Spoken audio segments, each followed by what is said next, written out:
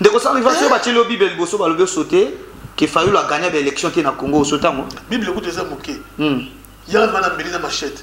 OK. Il fallu le pe so ba bâti mato ba yebi koloba. Il fallu la yebo loba te. Même à la katikati qui s'en rival, n'est pas dans feuille d'hôtel matin. Il fallu le dos loba. Ah, ça rival l'équipe fallu non lo. Musika bana le lotiloni. Si Fachi avait eu cette grâce, il y a voté, c'est par rapport au grand nom qu'il porte. Bazo nanga, hein? Bazo nanga, balongole ba sentiment nyonso ki bomoto. Ba ti naître. Ba si nanga loba vérité. Ndo ki vma awa. Loba vérité. Nanga gagné l'élection. Ce qui nanga bi folo gagné l'élection, ngana miliacide na kufi. Je suis Raphaël Walukonka. Mesdames et messieurs, prière de vous abonner sur Info 243 afin de suivre le reste d'actualité en direct de la République démocratique du Congo. Pona koyeba basango ya Congo, pe koyeba makambo nyonso ekoleka na Congo, batata ba mama bo s'abonner na Info 243 na mwana na bino Raphaël Walukonka. Merci. Bienvenue sur Info 243, c'est toujours votre humble serviteur Grady Mouya, le fils de la promesse. Au Bolinga Kalinga Ramoko, mon ami Mingi, liboso ya ba télévision na bino, liboso ya ordinateur na bino, pourquoi pas ba tablette pe ba téléphone na bino. Alors, les locaux karandenga actualité zo senga biso ko kita ko luka webi Kinshasa, nazaka toujours na petit da kolobango politique na biso comment okene loko la pandémie à coronavirus. Donc chaque jour tozo la muka, ils a toujours ba cas, ils ont botama ba problème, ils ont botama. Alors to éviter politique et République démocratique du Congo et comme le la théâtre côté à Salibou côté à Fingi côté à Zongisi. Alors le lot est la bino moko albakape bien ya baimboka au bazoluka ko faire avancer République démocratique du Congo. Alors dans une trop bête moi li solo na émission nabiso ya lelo boyebi émission nabiso titre nango ezali tia maloba donc aye ko tia maloba na kati ya Info 243. Alors yeba benga ke bongo sans rival ndeko sa rival mbote na yo. Mbote Grady. Ndeko sa rival, boni santé ya politique ya République démocratique du Congo. Bon, santé ya politique, moi Namboka Félix Tshisekedi, Azoka Mamboka Kitoko, sans problème. Malgré que Azana Banguna Oyo Balingi Mboke Kene Malamute. Mais ça va. Mais ça va. Ah, Ndeko sa rival. Mais ça va, on a kapoyoza, nakati ya boîte to. Mais ça va vraiment, il y a des Congolais, même si il charge, il y a des Congolais, mais ça va. Les gens sont en train d'évacuer à leurs occupations. Tongo Babimina pourquoi Bazongi. Bayakolia Balé, Bayepenzala, Lobby Yakolia Monani. Qu'est-ce que moi je peux dire par là? Alors vraiment, moi que je t'aime Samanango, Malam d'une part. D'une autre part, mais kakatano ezali na banguna oyo ya mboka balingi mboka kene malamu te. Bazotia ka tribalisme, bazotia buzoba makasi na mboka, c'est ça. Deux ans déjà, depuis le président Félix Antoine Tshisekedi a simbi commandement, il y a République démocratique du Congo. Ce qui tolobito me kakolobila un peu si slogan il y a le peuple d'abord. Analyse ni ne ko sala na 2 ans nyonso mo konzamboka amiki kokumbila déjà mboka na République démocratique du Congo. Quelle est la place? Il y a le peuple d'abord. Moi, je crois que Mokonzi a une intention à Malam. Mokonzi a un projet à Malam. Mokonzi, slogan, il y a le peuple d'abord. Et Tikali a malobate, mais il y a un acte. Comme preuve, ceux qui botali, na moins de 2 ans, Mokonzi, ils ont un immeuble à mon côté. Oyo Toyoki, na Washington, na Mbujimai ou na Kin, moi na Félix Tshisekedi a sombi aye, Totonga. Nulle part. Ils allaient na ferme mon côté, Keono Fachi, car on a moins de 2 ans, Oyo. Tala Mambo ya salipo na yete. Mais tout ce qu'il a fait, c'est pour le peuple. Le peuple d'abord. Basso de mouton, ils ont pour intérêt à peuple. Banzela, gratuité, enseignement, tout ce qu'il a fait, c'est pour le peuple. Contrairement à Batumisusu, il y a personne confiance à travailler dans Bango Loko, la papa Bakal. Dans moins de 2 ans, qu'est-ce qu'il a fait? Il se retrouve maintenant en prison. Il s'est enrichi pour lui et sa famille. C'est différent. Tobito Zonga Mwasima, Mosé Kabila Zoka pouvoir, Nata Moukia Somara immeuble na Zimbabwe. Nata muke, as comment c'est à la désanté. Basomara immeuble na Zimbabwe. Oh Mugabe amelara ye. Donc faki. Nata muke coffre fort ya mbongo ebele. Oh yo mona kita muza kufi. Basengi ke corps, bazu corps bakina mbango na Zimbabwe pour na film point pour coffre fort et fumwa. Nata muke. Vous comprenez au moins la différence s'il vous plaît. Nata muke kaka. Oh yo Félix a eu pouvoir. Qu'est-ce qu'il a fait pour lui, pour sa famille? Même pour sa province, Bujimaï. Quand il y a Salami dans Bujimaï, il y a moins de 2 ans où Fatia a eu pouvoir. Mais dans la province, il y a quand même beaucoup de choses, Salami. C'est pour vous dire que Félix est nationaliste. Il vole l'intérêt du pays et l'intérêt du peuple. Voilà. Mais quand les gens disent que le président de la République a manipulé, ils ont travaillé mon côté, ils ont la signature, avant ça, il faut tout na songolo pakala. Conception on a bien besoin la monde personnellement yomoko ozo la conception on a ndengeni ni ke mokonzamboka azana bâton de commandement. C'est du passé. Peut-être que nous en retard. Les langages va utiliser qui 2 3 4 T'es na terrain ti lelo va continuer. Je vous dis la vérité que na zappé na terrain. Langage wana lilingi ya pamba. Marionnette. Ozo kaba moto mosusu. Ici là. Comme preuve. Ye oyo mokonzi wana ya kala. Ye oyo mokonzi wana ya kala. Ba bloqué biloko na ye. Na matadi 500 sur conteneur. Ba bloqué yango et fouti douane ti. Depuis quand biloko ya mokonzi ya kala Joseph Mama Olive yo nani o bloquango na matadi papa. C'est pour bazali na pouvoir. Ce que vous ko dima mbolo ko dima tambangu na ye s'il vous plaît. Dima tambangu na ye. Alors agitation nyonso FCC aza kozwa. Agitation nyonso batu ya Kabila baza kozwa, baza na yango. Est-ce que baza na signature? Si vous avez na signature ba ko kozwa agitation nyonso ils agitent baza ko s'agiter trop. Les lois mabunda lobabo. Lobi kuna baluka ba voter et le boy ils aussi makakate. Lobi kuna baluka ba tia monsa malonda ils aussi makakate. Lobi kuna o ndani mususu abimana mwana na mwasi ndani o sunga ngai. Te yondo zo. Malobeza abimati babimaka na mwana mwasi ya brana mister oyo.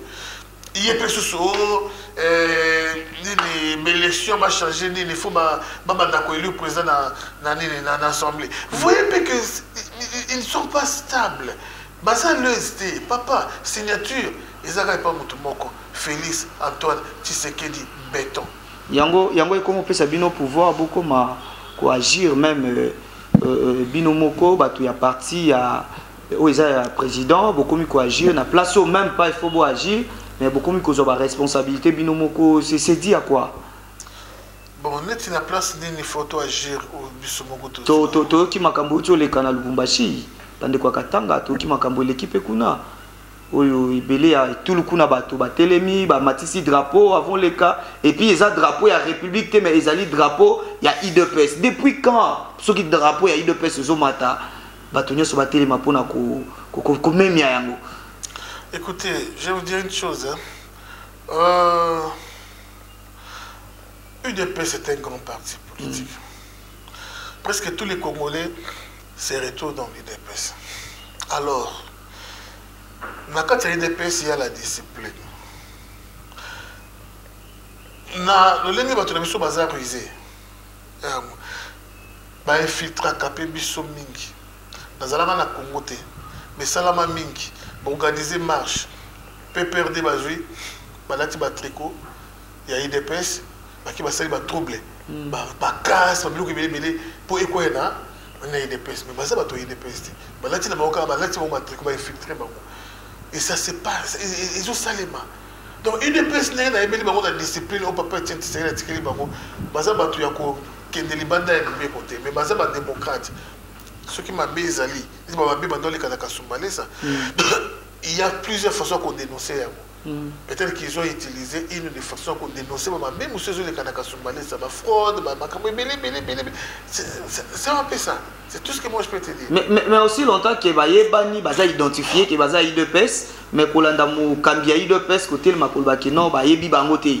mais baza infiltré, baza batu oyo bayebani utakala que bazali bato IDPS parce que tant tozolo ba bongo tozana ba information si tokindaki na kolanda ba kambinyoso o bazaka mopanzi wana ya IDPS na Katanga et puis ba reconnaître que bayebi bango mais tant tozongi na Kinshasa to moni secrétaire général ya IDPS ko wanga na bango esika wana to ko sa lecture ni de ko sa rival bon secrétaire wanga ni bango kolba ki baza ba infiltré mais baza identifié bana ba carte IDPS. Le secrétaire général à Wangani Bango, c'est trop dur. Au moni, quelqu'un peut agir ou réagir par émotion. Par sentiment, il y a Kanda, par sentiment, il continue d'appeler Moutou à réagir. Mais ce qui est vrai, Isalu, que depuis le temps où il y a Kassavubu, Tokina Mobutu, Tokina Musée Tilelo, ce qu'on tourne. Président de la République, exemple, président de la République, en tant que le Congo, il y a bourgmestre, mon à Massimbanima, à Ebéamoté. En tant que le Congo, il y a président, il y a exemple, il y a un père, il y a Boende, à Ebité. Azali, numéro 1, un père. Mais ça, c'était un président, il y a un père, il y a Boende, comme on est nani. Les lots, Augustin Kabou est le secrétaire général est parti. Il n'a pas fait 20 ans, 30 ans comme étant secrétaire général. Non. Quand on a été comme secrétaire général, il faut y aller à Tunis. Non. Peut-être à Yebi Bamoté. C'est normal. C'est normal. Ndeko sa rival, Tome Kakotana na makambo ekoleka mikolo na kati ya politique.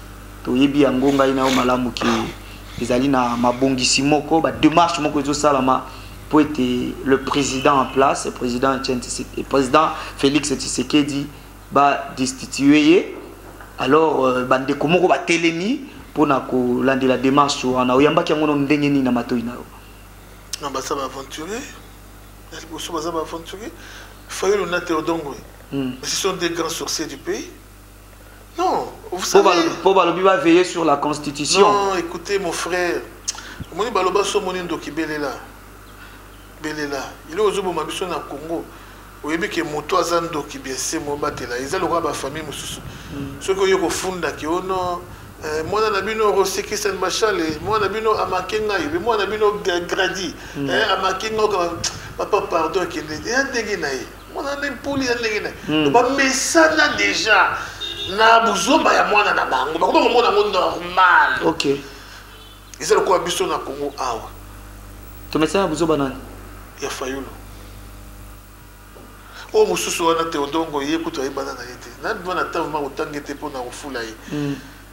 Tantôt pasteur, tantôt avocat, tantôt politicien, tantôt, mais c'est un collabo de. Mais démarche na bango à côté ou comment?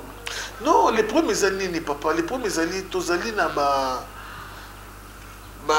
priorité na tango na mboka na biso. Tu peux pas venir embrouiller la situation.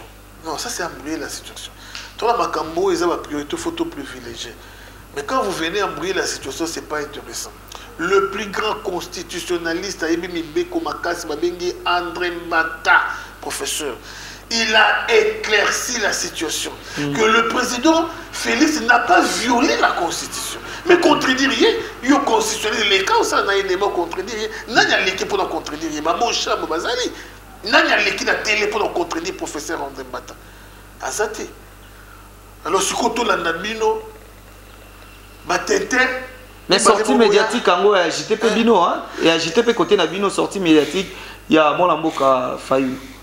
Et à JTP Bissoté, vous savez, A, il faut bien en A, B, il faut bien en B. On ne néglige rien. Israël a été vaincu parce qu'il a négligé Haï, un petit peuple. Tijalmet et Toumarazamba. On ne néglige rien. Il faut chercher à étouffer. C'est ce qu'ils ont dans les mauvais sens. Fayoulou n'a pouvoir ou audience il voulait utiliser l'audience de Yanzobanzoba pour nuire à Fachi. Audience Yanzobanzoba, papa Nengo Zabo costume, on l'a dit sur les Gauthier et Jean-Paul Gauthier. Ceux qui ils allaient maniner, comment je pourrais dire, ils allaient Gauthier, ils allaient Gauthier. Alors, Zobanzo Bezali, Bilamba ya kolata ba mingi kala lelo na mona elata masuti. OK, ba sangisi. Ba sangisi yango liputa moko la wax, c'est ça l'audience de Fayulu. Alors, il voulait utiliser cette audience au Katumbi à PCA, même à PCA, tel bois PCA, n'a pas tout soumis à l'ingramaloumate, mais il va soutenir quand on va l'ingramaloumate. Alors, audience Wana a utilisé Matunyo Sowana pour nouer, pour déstabiliser les Congo. Dans le sens de Oyibi, tant que tu as l'examen d'État, attends, vous avez un ami intime. Mais ceux qui n'ont pas eu automatiquement tu vas te retrouver dans un groupe et bateau va échouer. OK. Et Bossali amitié la ville bateau va échouer. Ou soit il y avait tricherie, ou soit il y avait fraude, ou soit bateau va corrompu qui. Vous comprenez au moins ça. Donc les lots on a bino mosuté, ceux qui comme proposé bino que oh non, est-ce que Moïse a été topé sa motion mon examen d'état ils ont annulé. Bino nous sommes d'accord. Oui. Bolinga démarche wana. Yangonde et salamana Fayulu na ba Théodongoy. Balingi machambo kakao parce que baza ba perdant. Baza ba to ba koka ki makamuté ba perdre l'élection. Baza ba to bazo mona déjà succès makasi et toi. Non, si longtemps ti lelo ndeko Fayulu azobunde la vérité des yeux na kolba ki yenda gagner l'élection mais ndeko sans riva yo lobi ki a perdu l'élection. L'élection moi gagner ki on a ndoto la prophétie ton vision. Oui, mais Congolais a facilement donc c'est facile à matière. OK. Congolais a vraiment facile à matière, je vous dis. Papa, les lots où il y a la télévision, il y a des l'équipe Bill Gates dans le monde. Congolais on dit mané, on dit mané. Faut y le qui l'élection dans la façon ni.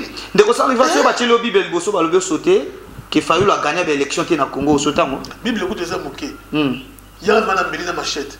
OK. So il faut gagner l'élection, katanga Machette. Na melaside na kufi. Na melaside na kufi. Bazo nanga. Hein? Bazo nanga. Ba longole ba sentiment nyoso ki bo moto. Ba tie naître. Ba si nanga lomba vérité. Ndoki vma awa. Lomba vérité. Na gagner l'élection. Ce qui nanga bi faut gagner l'élection, na melaside na kufi. Papa, ba moi. Mbula ngaze na Fayulu tina diaspora et mokaza koya. On savait comment les choses évoluaient. Alors, Fayulu disait, élection avec machine à voter, moto qui était, et Gozalate. C'est ça la déclaration Fayulu. UDPS n'a demandé l'élection. Avec ou sans machine à voter. Fayulu a refusé. Assigné avec machine à voter, mais qui n'a voté. Tu comme une souka, Fayulu a voté. Bon, quand est-ce que tu as préparé ton peuple? Quand est-ce que tu as préparé tes membres, tes militants pour voter? Nazaki déjà n'a pas tout derrière lui. C'est faux. De deux, Fayulu bandeko na ngai na ebité ce ko tambolaka. Kota vraiment na fait fort province toujours à moi sima. Baby Fayulu te. Baby Fayulu te, je vous dis la vérité. Mafa numéro 4, Mafa. Ndeko toujours en 2018. En 2018. Qui est vraiment na ba 100%. Na Boende, na Biko. Ma papa wana mikolo wana tuna bango Fayulu. Baby Fayulu te. Baby te. Na lo ba shiko to bato basala ki marche balobi bayebi Fayulu te. Otala vidéo wana te. Mais lelo bayebi Fayulu te. Eza lokola David avant. Et là on a la vérité des yeux de Roger lelo te. Ça il y a 2018. Mais après Genève déjà azwa qui ascenseur. Non, papa, détrompez-vous. Batunyo sonné basé na ba téléphone te pour noter na réseaux sociaux. Batunyo sonné basé na ba TVT, basé na ba couraté. Pour dans l'évolution. Si Fachi avait eu cette grâce, il va voter, c'est par rapport au grand nom qu'il porte. Il porte le nom d'un grand leader, Etienne Tshisekedi. Et il porte le nom d'un grand parti politique bien installé dans le monde entier. UDPS. C'est aussi qu'il a gagné les élections. Bakou Sakamino. Les noms on a moqué la vérité. France n'a pas Francis Kalombo, n'a pas belé, mais la vérité. Que c'est du mensonge. Il faut le dire gagner l'élection. Ah, il faut battre la tout 48%, mais il faut 70. Ah! ata yo mota na ndoto 70%, 70. Mais les Kamba opposent les Kamba état d'esprit. Balobi Fayulu a un état d'esprit. Il y a eu deux PS. Il y a Papa Etienne Tshisekedi par rapport. Il y a le président en place, Félix Antoine Tshisekedi. Les Kamba état d'esprit. Les Kamba comboté. Bon, Fayulu aussi, il faut citer le nom des Tshisekedistes. Fayulu n'a jamais été Tshisekediste. Fayulu, c'est un flatteur. À chaque fois, on doit marche celui qui est en dehors le Bamingi. C'est comme il t'a interviewé, tout ça. Un autre qui a fait le Bamingi, c'est que dit à quoi? Il n'y a pas que. Parce qu'il y a qui connaissance, il y a parti, il y a pas mal de choses.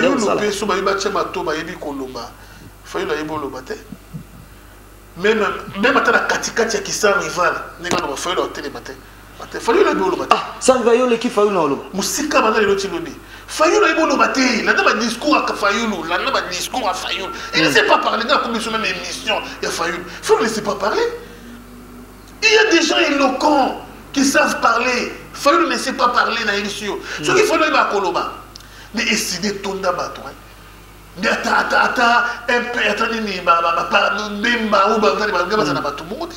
le niveau où non, s'il avait un discours, s'il avait le verbe facile, mais Fayulu ne sait pas parler.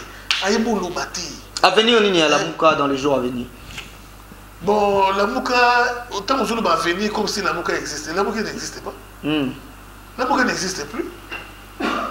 On parle de l'avenir, ce qui moi dans la vie. Mais moi dans la vie, ce que je veux l'avenir à moi des Indiens. Non, la Mouka n'existe plus. Et à venir à Fayulu. À venir à Fayulu, Fayulu, bon, heureusement que la ministre d'identité n'a pas perdu. Allez, le comme Fayulu n'a pas perdu. Mais oui. Mais l'autre fois, ils allaient qui Félix Tshisekedi Ndé bazo manipulé, n'a pas perdu, Azana n'a pas perdu, aujourd'hui c'est Fayulu. Est-ce que vous êtes sûr que Fayulu, Azana Kati a plan en FCC? Topi a pas perdu. Gradi Kongola kosamaka facilement. Au moninga tango na bimaka mboka te. On a dans discours ya bato na balabala, au kavuma bato batemi na coin. Basa makini. Kofi Anala, Kofi Olomide millionnaire, Kofi Olomide, Kofi. Ah. Et il a expliqué Kofi Anala à Sombi 600. Voilà, c'est une Mercedes 600. Ah. Papa, na bima mboka, na talambongo, na talabatombongo, na miyokeli mawa. Oh, quel musicien congolais, banda musique congolais banda. Waza mboka zati. Mais ndenge bato balabala basaka makelele wana. Kofi Anala. Et j'y m'a soumis le pain mon flé. Papa, le pain mon flé. Ce que j'ai mon nez, ou bien ça, c'est d'Africain a soumis le pain mon flé. Ou bien quand aussi, quand il y a niveau le pain mon flé. Ça représente, c'est quoi le pain mon flé? Bah, tu vas dire, business, c'est un milliard. Ils ont compté ça mongo par jour, il y a un milliard. Ils ont mis tout sur la lopang. Ils ont mis tout sur la il y a mon tokaya sombi. C'est du n'importe quoi. C'est ça la mentalité congolaise. Toujours ça m'a trop. Il y a des gens qui ont la Fayulu.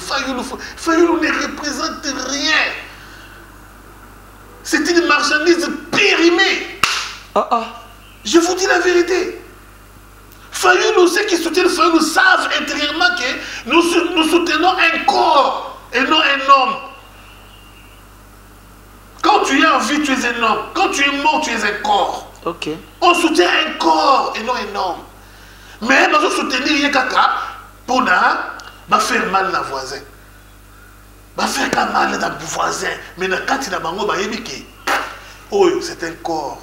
Est-ce que Kozala ya Fayulu ndengaza lelo boye na Congo ekoki ko toucher pe Konzamboko zo konza parce que tout le monde a biso nyonso que Jean-Pierre Bemba il fallait à la kaka côté pour ndeko Kabila ameka otambola mo malambo. Est-ce que Kozala Fayulu mboka moko to pesika moko na le président en place et kosunga ye pina na otambola malambo? Est-ce que le président Félix Kondengaza na évité ce qui par jour, par mois, par semaine, ça doit être une seconde à raisonner si un Fayulu existe? Mais je ne pense pas. La dignité. Le président, bien que Nazali camarade n'a été, c'est mon chef, c'est mon président. Non, moi, défendant la monnaie, je ne pense pas que le président n'a même pas dans une minute. Il a raisonné qu'il existe un Fayulu. Il a raisonné que donc, non, Fayulu a raisonné raisonné Washington. ndenge na kosala plaisir ya peuple congolais ndenge na kokokisa testament ya papa Etienne Tshisekedi ya le peuple d'abord peuple nano liboso c'est ça il n'a pas le temps il n'a pas le temps de komoni ndenge za boba master oyo beta na bango bale l'école primaire ce qui lelo oyo de ko matin niveau na 2 premiers mois aux anatans et on raisonné moi junior mon azalaki moi tel mon azalaki média medina mais ce qu'on use goût il y a un rang social na yo papa il en a après oyeba sous ba camarade wanati OK oui on va sauter donc les ba ko évoluer na opposition oui il y a une makambo mais les locaux fati a comment master ya ba Macron a comme master ba Donald Trump Fayulu aza master wana Fayulu aza master banani Fayulu en tout cas na évité ya basketteur oyo akufaki wana basketteur mo akufaki boye d'avion abati na hélicoptère na mona ba master ni bangwana master Fayulu bangwana master ba Eto donc c'est ça master Fayulu bangwana donc à ce niveau sur le chef de l'état à un niveau on a été tant que la fin et pardon na Philadelphie ils ont les lots les sous-soutés OK c'est différent mais sans rival to comme que déjà na suka ya émission na biso na lingi vraiment fixé na mission na caméra na pesa na conseil moko na to banino na Fayulu conseil ezo tapena na mutema na yo oza congolais lokola Fayulu pesa conseil moko na ye azolando na minute na caméra na biso conseil na pesa Fayulu avec beaucoup de respect, président Fayulu nous a posé à décider. C'est pas président il a décidé. Alors, je crois qu'il y a un temps pour chaque chose. Ça, c'est le temps de la repentance. C'est vraiment le temps de la repentance. Repentez-vous. Félix Antoine Tshisekedi, le mot rancune n'a jamais existé dans son vocabulaire. Alors vraiment, si tu les vois, franchement, à Koyambayo, parce que nous allons comme ma casse à couper sur même à ta poste, même gouverneur de la ville, ça va te permettre au survivre. C'est normal, c'est vraiment normal. Fayulu, Nara, oh, il m'a commis ça qui est. Fayulu a eu des problèmes sérieux pour Azana Mbongote. Fayulu Azana Mbongote. Batouba na mbongo za Moïse Katumbi, Izali Mbemba, Iza Muzito, Fayulu aza na mbongo ti. Alors la main qui donne, c'est celle qui dirige. Alors comment tu peux devenir un grand leader entouré de leaders qui ont l'argent? Non. Tu vas être leur esclave, leur serviteur. C'est donc blocage à moi. C'est pourquoi j'appelle Fayulu un corps. Il n'est pas un homme. Parce que aux serviteurs, il y a bateau. Mike Kalame Mukeba ya l'acception que Fayulu soka bimisa mbongo ebele c'est $100. Depuis ma campagne nyoso Fayulu azana mbongo te moi je vous dis mbongo Fayulu euta wapi yebisanga na mbongo Fayuluekuta qu'est-ce que Fayulu azana ngo ekoti le mobi que pese mbongo ala ni ma sponsor na poto ya mindele ou ni eloko te rien Fayulu azar rien. Surtout que même dans le lobbying, c'est Moïse Katumbi dans le lobbying, dans ma casse, dans ma poteau. Dans ma Jean-Pierre Memba. Alors, Fayulu, je ne sais pas. Chance où il a raté, il y a la présidente en 2018. En tout cas, le bas miracle en Zambie Salema, pour qu'on parle encore de Fayulu dans l'avenir. Dans quel sens? Parce que s'ils avaient soutenu Fayulu, c'est parce qu'il a déclassé la candidature là-bas. Elle a quitté, mais maintenant, l'élection Zoya, Katumbi a continué la Fayulu. Jean-Pierre Memba, ceux qui vont accepter, qui a continué la Fayulu. Mouzito, peut-être à continuer la Fayulu pour avoir des popularités, et puis Mouzito, les gars, a des influences montées. Oh, il y a quoi apporter par Fayulu. À part moi, bon, par contre, ce que ça a conseillé, il m'a reçu au président de la République. Donc, pour terminer, Fayulu Zonga Nayo, moi, je Félix Antoine Tshisekedi a encadré comme ça au côté de la Basolo et Mouka. Président Félix Tshisekedi, tout ce que moi je peux dire, Ezali, Vous savez, vous appliquez une très bonne politique d'une part, c'est très bien, bravo, mais d'une autre part, il faut ajouter encore un peu de vitesse. On vous accuse un peu trop de la lenteur dans ma kamomisusu. Moi, j'ai un franc-parler. J'appelle A ce qui est A, B ce qui est B. Agissez quand il faut agir. Réagissez quand il faut réagir. C'est très important. La démocratie à l'européenne va vous enterrer. La démocratie à l'occidentale, c'est creuser votre propre tombe. Il faut utiliser la démocratie à la congolaise. L'état des droits, dans la compréhension à Congolais. Mais ce côté yango, la compréhension ya mindela la lettre, yango ne kotinda, moi na mukie, oyo ayeba mibali, banda âge soki ya nini, moi na mukie oyo accepta bimana papa nae, moi na wana banda ko marquer première dame. Pourquoi? Parce que Congolais a la notion ya démocratie.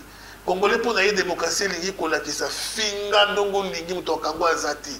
c'est le libertinage pour la Congolais yangoana. Au cours des canons dans Zéla, aux ministres,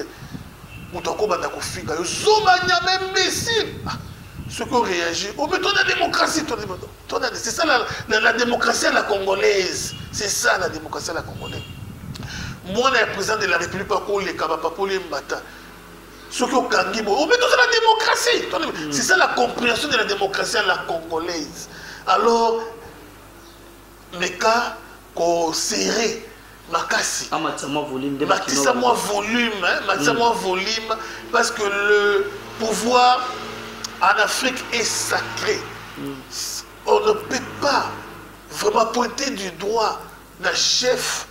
N'importe qui ne peut pas cracher sur la personne du chef, parce qu'il y en est aux actes sécurisés. Ma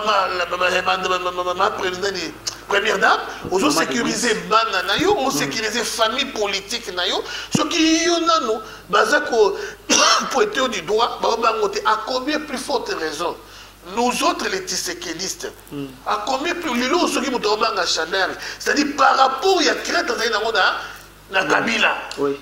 Il y a un peu de Chanel, il y a un peu de Mocha, il y a un peu de tel, il y a un peu de Mobutu. Il y a un peu de Congolo Mobutu. C'est-à-dire, il y a un peu de Mobutu, il y a un peu de Mobutu, Maréchal Mobutu. Congolo Mobutu a cause de même ministre.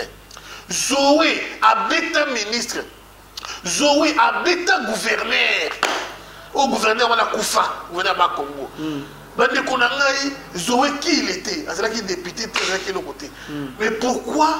Parce que Bazé Kobanga, grand frère naï, Bazé Kobanga, Kabila. Mais ce qui ont accès dans Batouba Banga yoté, c'est-à-dire au sacrifier famille naïo, politique, biologique, au sacrifier tous les tissékénistes, mais au sacrifier Moka. Parce que tout le monde dira n'importe quoi et ça sera vraiment le désordre dans Moka. Pour terminer, dans Senga,